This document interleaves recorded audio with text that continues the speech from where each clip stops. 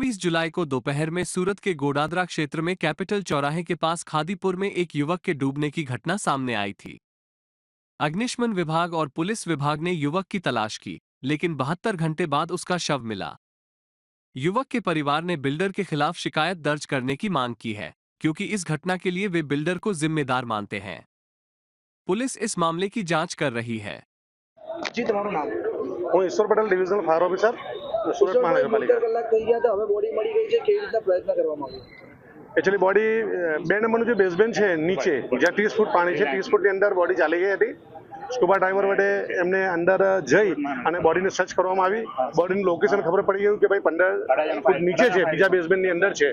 તો ત્યાં અંદર જઈને બોડી લોકેશન કર્યા પછી પણ બોડીને અંદરથી કાઢીને બહાર લાવવાની બહુ ક્રિટિકલ હતી, જેમાં 3 ડાઈવર્સની મદદ લઈ એટલે ફાયર ડિપાર્ટમેન્ટના 2 માર્શલો અને એક કંપનીના માણસો 3 ડ્રાઈવર્સને સાથે અંદર એકી સાથે ઉતારી બોડીની ઉપર આખી જે છે લોકો 3 જણા તાકાત કરીને બોડીને સેફ્ટી નીચેથી બહાર કાઢી અને બહારથી એ બોડીને બાંધી અને અન્ય જવાનો વડે ખેંચી અને બહાર કાઢવામાં આવી છે।